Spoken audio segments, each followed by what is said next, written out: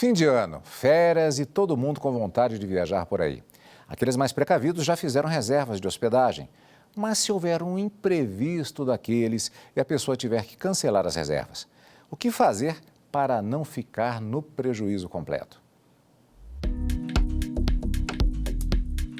Quem é que não quer passar as festas de fim de ano ou as férias num lugar confortável, cheio de mordomias, para poder aproveitar a folga, hein?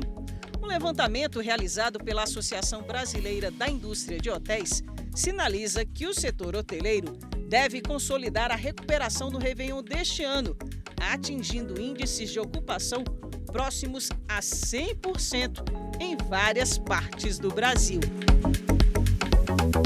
Mas a hotelaria brasileira, de maneira geral, sejam micro e pequenos e locais paradisíacos, ou mesmo hotéis de grande porte ou médio porte em locais urbanos, está indo bem.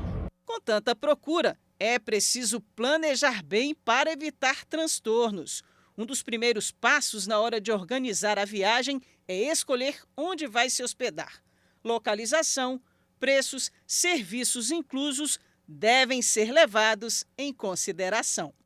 Mas mesmo com tudo planejado, se acontecer um imprevisto daqueles e a viagem tiver que ser cancelada, o que fazer com as reservas do hotel?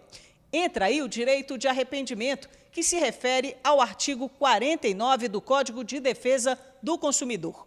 O dispositivo estabelece que o consumidor pode desistir do contrato no prazo de 7 dias a contar de sua assinatura ou do ato de recebimento do produto ou serviço, sempre que a contratação de fornecimento de produtos e serviços ocorrer fora do estabelecimento comercial, especialmente por telefone ou a domicílio. E para esclarecer mais alguns pontos sobre os direitos do consumidor quando o assunto são as hospedagens, a repórter Evne Araújo conversou com o Marcelo Nascimento. Ele é o diretor do PROCON do Distrito Federal. Vamos acompanhar. Sou Marcelo Nascimento, diretor do PROCON do Distrito Federal. Muito obrigada por participar conosco aqui no Jornal da Justiça. Eu que agradeço o convite. É sempre um prazer muito grande poder falar com os nossos telespectadores e ouvintes da TV Justiça. Doutor Marcelo, quando acontece o overbooking, qual tratamento deve ser dado pelo hotel ao cliente, ao hóspede? O overbooking, causado por parte dos hotéis ou dos estabelecimentos de hospedagem, representa uma grave falha na prestação do serviço, uma situação violadora da ética e da boa-fé contratual e que representa um defeito realmente na prestação de serviço. Então, o consumidor ele tem que negociar com o hotel ali qual a alternativa que pode ser oferecida para ele de forma imediata, de tentar que essa hospedagem seja efetivamente disponibilizada para o consumidor. Não sendo possível essa oferta dentro do hotel, o consumidor pode negociar com a hospedagem que ela arque com as despesas de um outro hotel de categoria igual ou superior. Por que os hotéis praticam o overbooking? Olha, eu acredito que seja por dois motivos. O primeiro, uma eventual realmente falha de organização ali, de logística com os hotéis, ou até mesmo pode se caracterizar como uma má-fé, como já teve casos em que o hotel ele acabou caracterizando uma situação de overbooking para uma determinada família, mas que aquele mesmo quarto que estaria reservado para aquela família foi vendido posteriormente num valor mais caro para outros clientes. Doutor Marcelo, essas políticas de cancelamento, elas têm que estar bem claras ali no ato da contratação, e essa questão da confirmação também tem que estar tudo muito esclarecedor para o consumidor saber o que fazer em caso de que aquela hospedagem não dê certo. Esse contrato que envolve a hospedagem tem que estar, todas as circunstâncias deles têm que estar bastante clara e transparente para o consumidor. Principalmente essas regras que eventualmente limitam algum direito, nesse caso de cancelamento, todas as regras têm que estar bastante claras, e o consumidor também, é dever do consumidor também se informar do que está envolvido, que eventualmente vai envolver o cancelamento. Porque o cancelamento ele pode partir tanto da empresa, do fornecedor, quanto do consumidor. O consumidor também eventualmente pode cancelar, e aí pode ser que ele arque com algumas despesas, com alguma taxa, alguma multa. Então, o consumidor também precisa se informar previamente das regras de cancelamento, se existe um prazo para cancelar sem multa, se depois desse prazo pode ser aplicada uma multa, se essa multa poderá ser considerada abusiva posteriormente ou não. Então, isso tudo o consumidor tem que se informar e a gente também depois vai poder analisar isso no caso concreto.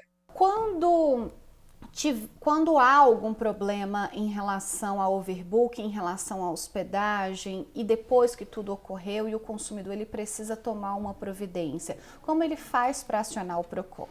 Ele pode acionar o PROCON por meio do telefone 151, né, que é o telefone nacional de todos os PROCONs, né? Lembrando que nós possuímos 988 PROCONs espalhados por todo o Brasil, né? Aqui no Distrito Federal ele também pode acionar o PROCON pelo e-mail 151@procon.df.gov.br ou então de forma presencial em uma das 10 unidades que nós possuímos aqui espalhadas no Distrito Federal. A primeira intermediação do PROCON é para conciliação, é para resolver a questão administrativamente? Como funciona, né? Isso, sempre, né? O PROCON é um órgão que dialoga muito, né? Tanto com os consumidores quanto com os fornecedores.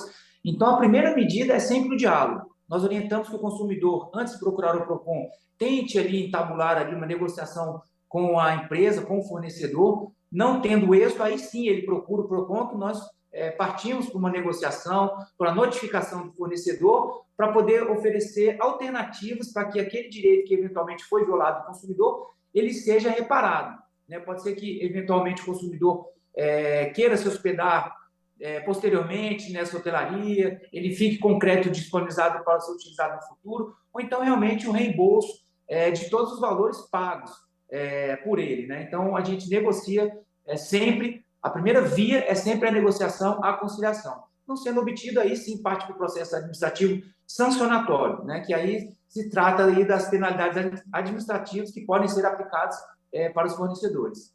Dr. Marcelo Nascimento, diretor do PROCON do Distrito Federal, muito obrigada pela entrevista. Eu que agradeço mais uma vez a participação de vocês e esse espaço que a TV Justiça sempre traz aí para conversar e fornecer informações para os consumidores sobre os seus direitos. Obrigado.